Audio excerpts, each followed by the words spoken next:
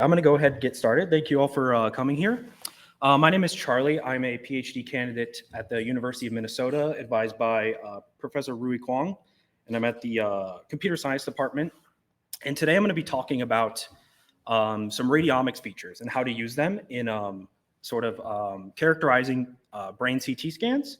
And specifically, we're going to look at the textural and morphological features that we can extract from these radiomics features as computed using the PyRadiomics library. So just to give a brief overview of what I'm going to be talking about, I'm going to give some introduction to what radiomics is, just a very high-level overview so we know what we're actually looking at, and then talk briefly about what is PyRadiomics and how it can be used in the application of CT prognosis or classification. And then I'm going to actually walk through a sample data set that I prepared that can show how radiomics features can be used in a real-world classification problem. Okay, so what are radiomics features? Essentially, it's a scalar value that's going to describe some property or characteristic about an image. And specifically, radiomics, we're looking at medical image. So this could be a CT scan or an MRI. What I'm showing here is a CT scan. And specifically, you can see from this paper, they've highlighted this lesion in the brain. And what they're showing here is this level of energy. And I put energy in quotations because really what it is, it's some calculation that gives us an idea of what energy represents. In reality, it's some level of intensity of the pixels that we're looking at in the scan. And so these radiomics features can give two types of information. The first one is morphological. So this is the actual shape of the thing that we're looking at, so sort of our region of interest. And then there's the textural component of the features. And this sort of tells us, how does the difference in pixel values and our grayscale intensities differ across the scan. It gives you some idea of the coarseness, as what we call it, to the images that we're looking at. And these features can be calculated globally. So that means if we have one CT or one scan or one image that we're looking at, we get one value. But they can also be calculated voxel-wise, which means for each voxel, we look at some neighborhood of neighboring pixels to calculate this radiomics feature from. Okay, so here are some just basic examples of radiomics features. So in the textural portion, these could be something as simple as a minimum value, a maximum value, or the mean or standard deviation of our grayscale values.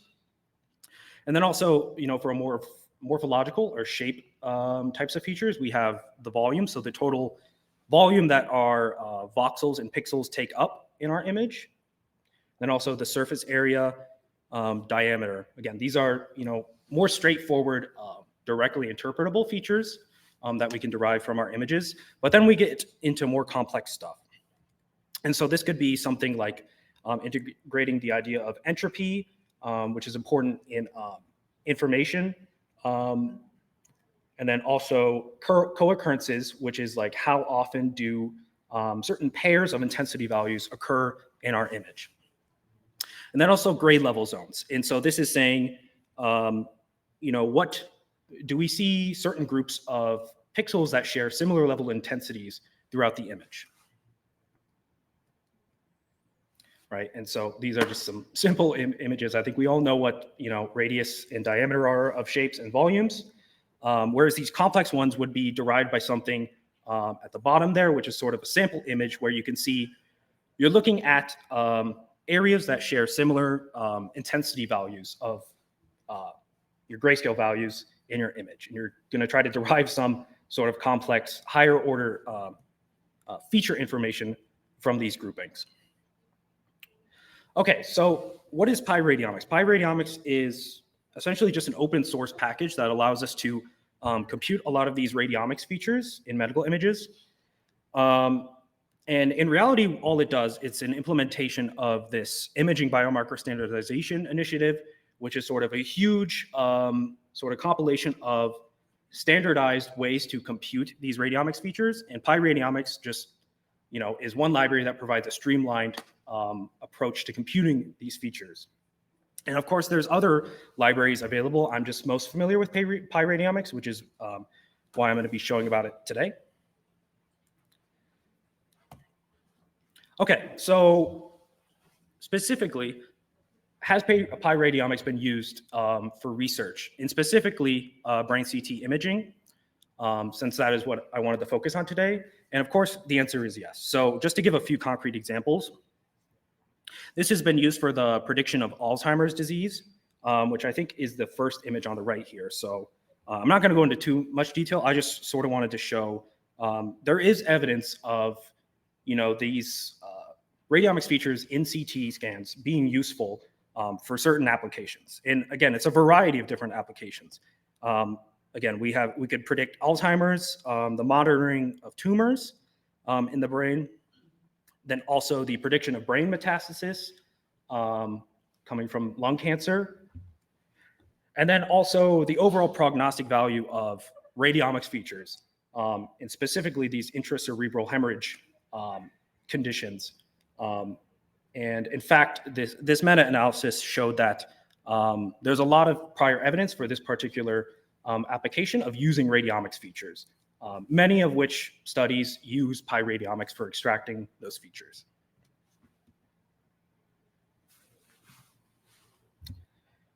Okay, so I'm going to briefly just talk about what types of features can we extract, and sort of what does PyRadiomics allow us to extract based on this IBSI feature standardization. And sort of the more simple features that we can extract are first order statistics. So that would be like your minimum and your maximum, stuff like that. And then also shape-based features, which tells you the morphology. But then we get into way more complicated features, which I'll go into a little depth here. But again, these have to do these grade level co-occurrence matrix, the grade level run length matrix, and the grade level size zone matrix, and the neighboring grade tone difference matrix all are sort of trying to look at higher order distributions of how sort of the gray values differ across an image and give us some sort of textural information about the image that we're looking at. And again, there's even more.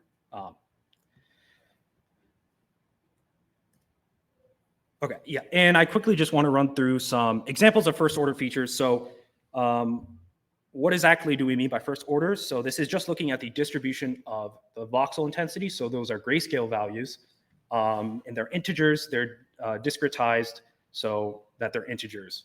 And when we do this, we don't need to look at the math so much, but I provided it there if you want to look at it. But again, this could provide really simple information about our image, stuff as the minimum, the mean, but also a little more complicated stuff such as the energy. So like the overall intensity of the grayscale values in our image. Again, the entropy, so sort of gives you some idea of the randomness and sort of the expectingness of certain high intensity values in your image. But then you have more, statistical values that you can get, such as standard deviation. And again, this is all what I just said, so I'm just going to continue. Okay, and then again, just some examples of shape features that you can derive. This may not be as apparent as to how you would derive these, but essentially, with our brain CT scans, these are three-dimensional images, and these shape features are independent of the grade level intensity. So these features are not derived whatsoever from the actual values. We're just looking at the actual coordinates of the region that we're interested in. And specifically, this is done by creating a triangle mesh of our image. And it would look something like this on the right here, which is, originally you would have a brain that is composed of voxels, so cubes. But to derive some of these shape features, you need to create a triangle mesh so that you get a better approximation of some of these shape features that you're trying to capture. And again, this is all done under the hood when you're running something like PyRadiomics. So it's not necessarily something you have to concern yourself. It's just what's going on under the hood. And again, some of these shape features are more straightforward, such as the total volume of our region of interest that we're looking at, the surface area, the surface to volume ratio, the sphericity, so how sphere-like our region of interest is, and then the major and minor axes. So these are related, if you remember, the major and minor axes of an ellipse sort of tells you the sort of oblongness of the ellipse. I could show a better example over here.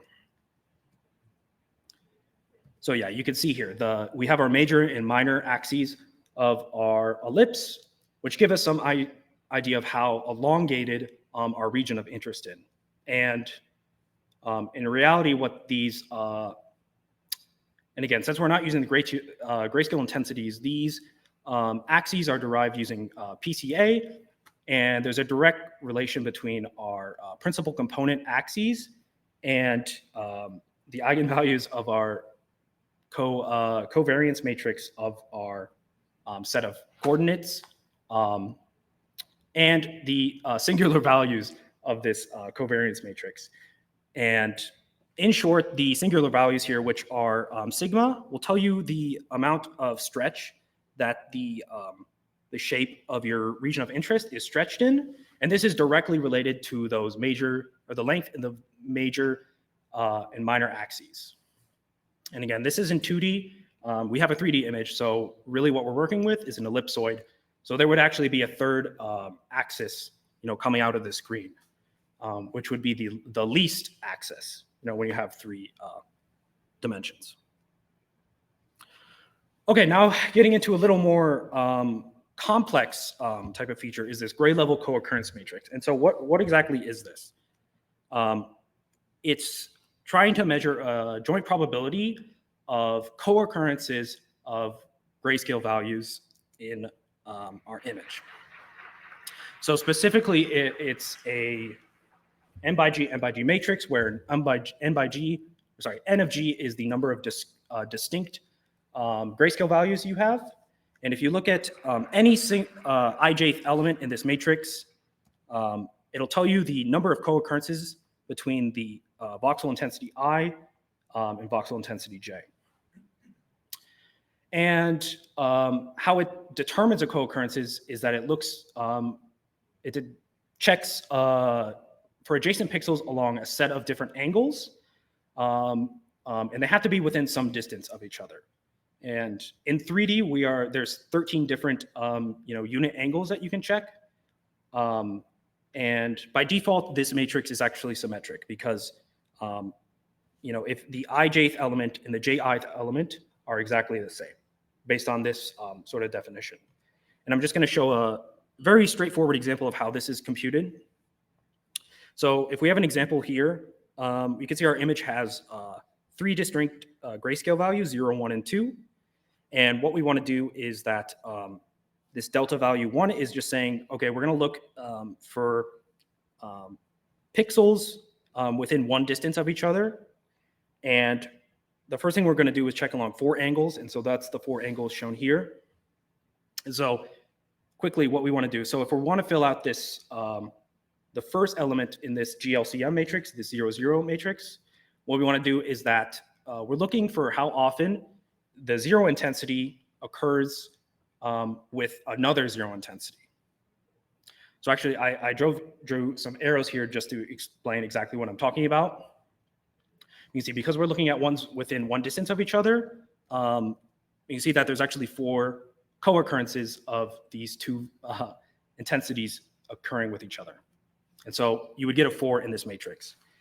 And so you would do this for every possible pairing. So if you're looking for the 0s and the 1s, you would look for a similar thing, which there's 5 of. And then for the 0s and the 2s, there's 4 of them. And again, what happens when you get to this, the next element in our matrix, the 1 to 0? Well, it's exactly the same as our 0 to 1. Again, it's a symmetric matrix. And so this is also 5. I highlighted in blue because, in fact, it's capturing the same co-occurrences as that 0, 1 cell. And so that, in short, is how this GLCM matrix is calculated. And really what it's trying to do is tell you some information of how certain pairs of pixels are co-occurring in the image that you're looking at. And it's not very evident as to why this would be useful, but in reality, it does give you some textural information about how grayscale values are occurring with each other throughout the image. Right, and these could let you measure things such as autocorrelation or cluster tendency. So are you seeing groupings of voxels with similar gray level values, as well as contrast, which gives you some level of how local intensity varies throughout the image. And again, there's a lot of other feature types that I'm not going to go into because it's a whole other can of worms.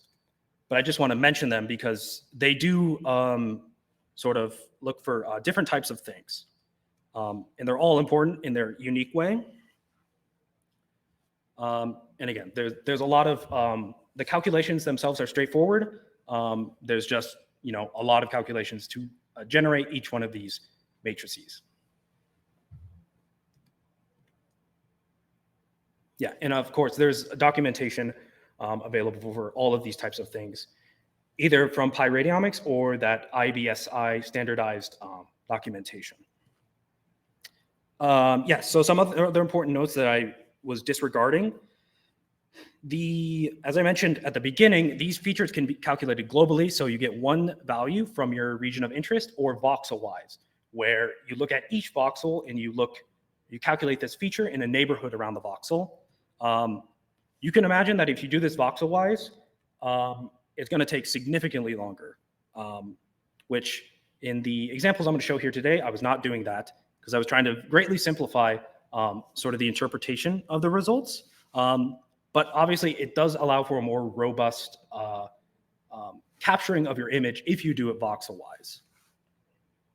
And another thing is this idea of wavelet transformations, which is also outside of the scope, but it allows you to convert your medical image to something that's more like a signal. And you can extract these same types of features from this signal with even more information about the textural content.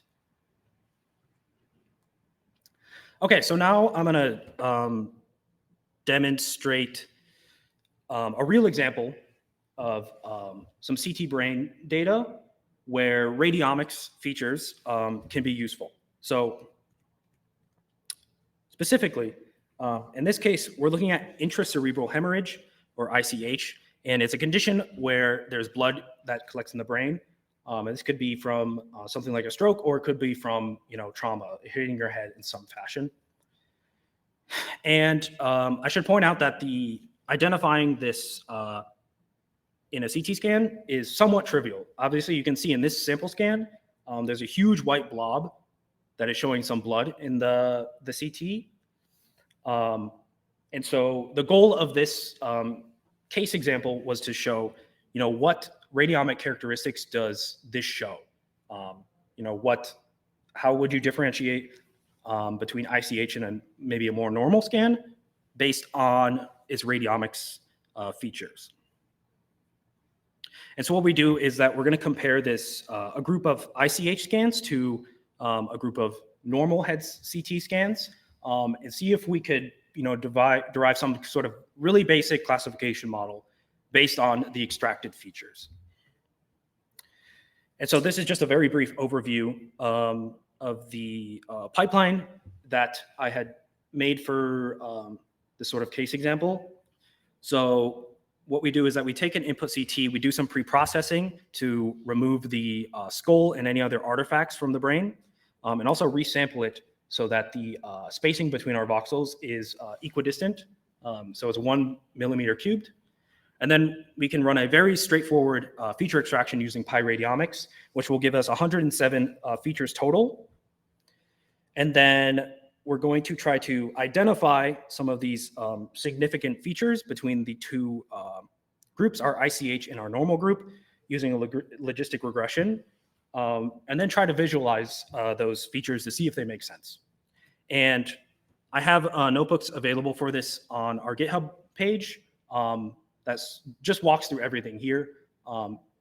Again, PyRadiomics really streamlines the feature extraction. So this is actually pretty straightforward, albeit takes a while to run the feature extraction, even for these global features. Okay, so just briefly, yeah, we have 19 patients from our ICH group and 19 CT negative patients. And so these aren't completely control patients. They're CT negative patients, which means they were evaluated by a radiologist. They just weren't determined to have any significant hemorrhaging or failure in their brain. But they're not completely normal. I do want to state that. And again, we do some pre-processing so that we can make these two data sets comparable as possible. Yes, and so to actually extract the features, our region of interest is just the brain.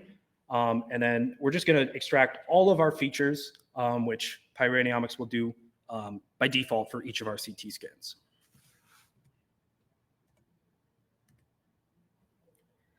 Okay, so after running our logistic regression with lasso regularization, it allowed me to find a list of features which had non-zero coefficients in that logistic regression, which I realized not the most ideal way to grab these significant features.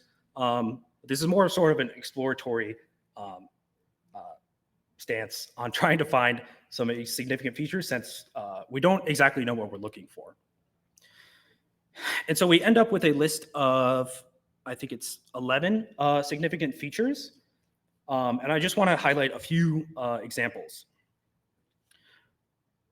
So this one is showing first order uniformity. And for each of these features, we have some direct interpretation of what it's trying to calculate. And so specifically, this uniformity is measuring homogeneity. So you can imagine that if a brain has less hemorrhaging, less blood, you're going to see less random patches of white throughout the brain. So you can see that the scan with the minimum uniformity was an ICH scan. And it's pretty clearly, you can see there's blood present in the brain. Whereas if you look at the maximum one, which is a CT negative one, there's no blood evident. And it's more homogeneous than that ICH scan.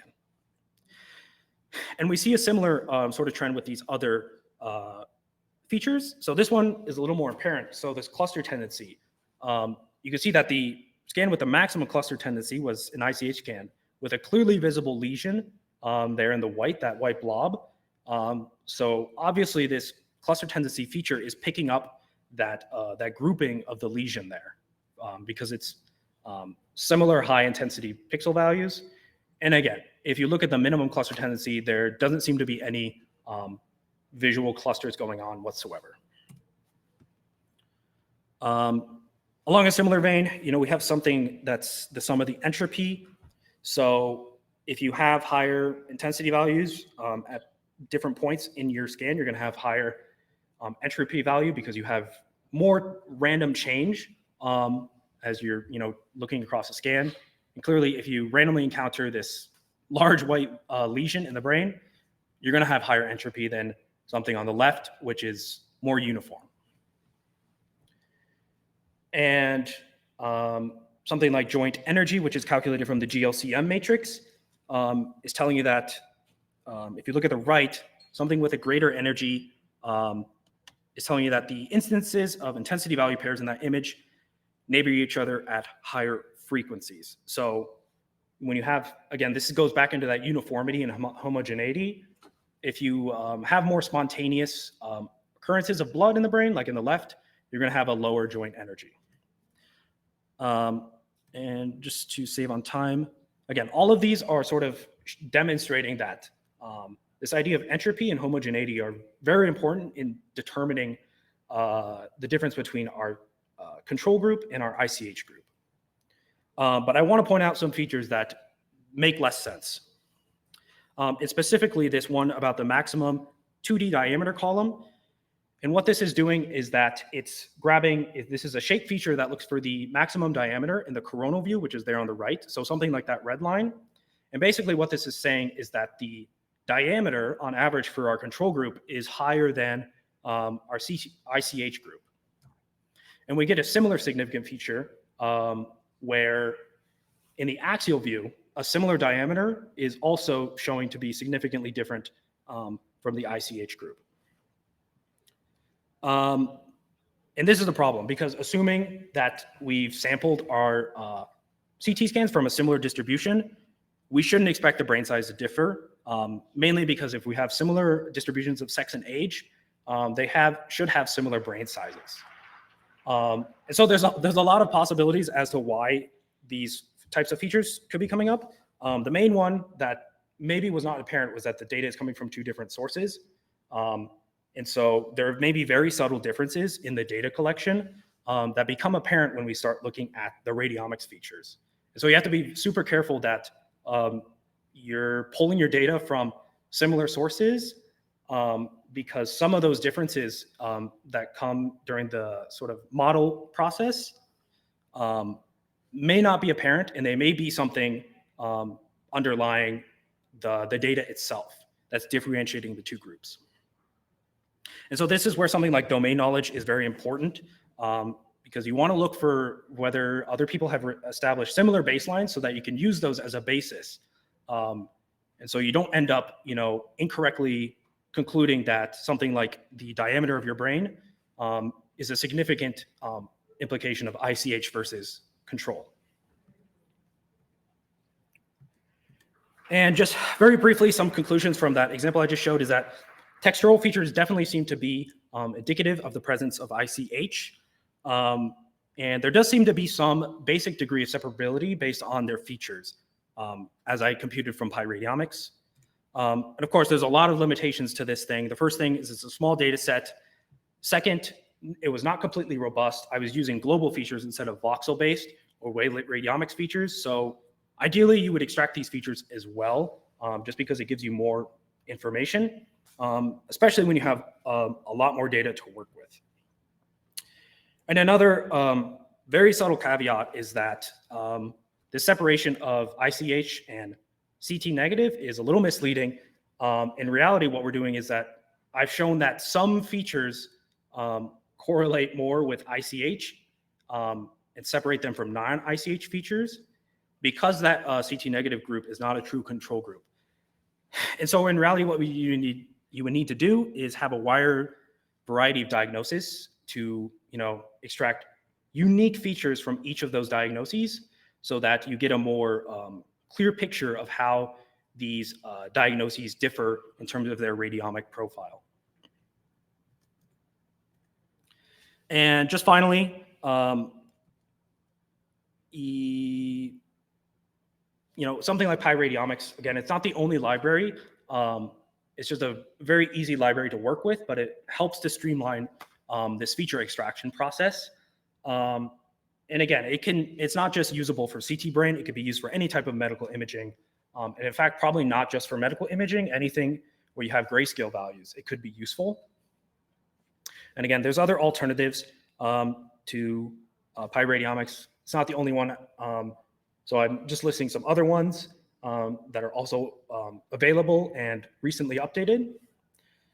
And a last thing, obviously, with the advent of a lot of deep learning and more complex AI models, these radiomics features can be used as input to more complex models than something as simple as logistic regression like I had shown. And okay, yes, that's it. And I'll take any questions if anybody has them.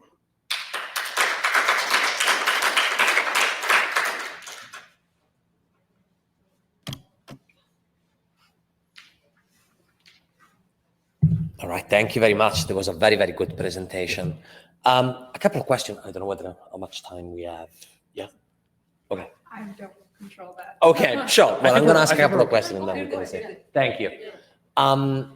First, have you tried your method onto a much larger sample of images, such as, for example, the UK Biobank, in which we have like tens of thousands of images?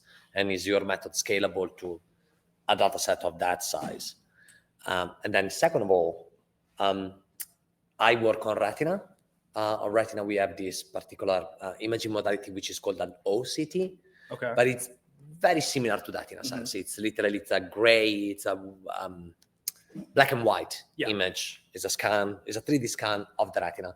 And do you think that your method could be potentially applied to another tissue that is not the brain? Yeah. Okay. So to answer your first question, I guess I should add a caveat. Nothing here is sort of my method. What I was just shown is sort of more the applications of the radiomics features.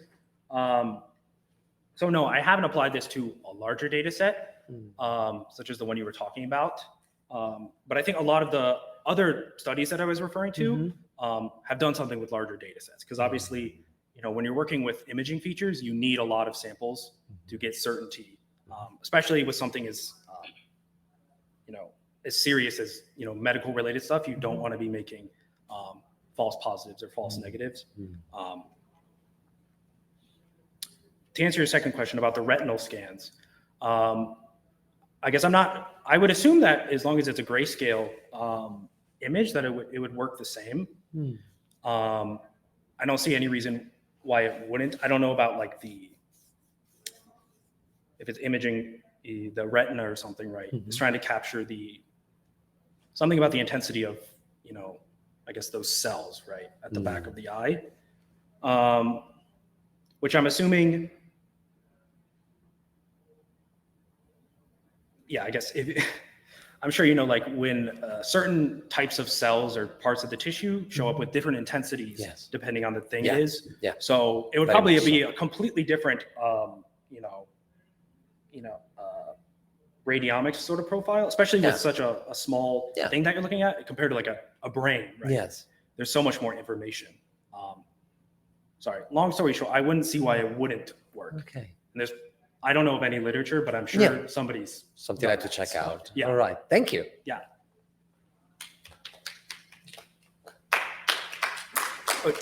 Question? I think this might be a dumb question, but how would it handle color images, like tissue that has been stained? That's a very good question, because I thought about that myself. I would say it's probably outside of the scope, because specifically with radiomics, it's assuming a grayscale image. Okay. And in medical imaging, to be honest, I don't know the answer. Okay. I think, in computer vision, and a lot of times we use, maybe a convolutional neural network, because that allows for multiple channels for each of your RGB colors. Whereas this is just one channel. It's a lot more straightforward. And I would not think this could handle that type of color differentiation. It's a lot more complex than just black or white, right? Right. So as far as I know, I don't think it's applicable at all to color image. But I mean, it definitely should be, right? Because in theory, color image should translate to... Yeah, or it should have maybe not more information than a grayscale image, but at least a different type of information. Right. I'm just not sure of currently what the approaches are for dealing with color image. Okay. So, Yeah, well, thank you. This was a really nice walkthrough of how PyRadiomics works. For someone who's sort of a novice in this field, it was really helpful. Thank you. Thank you.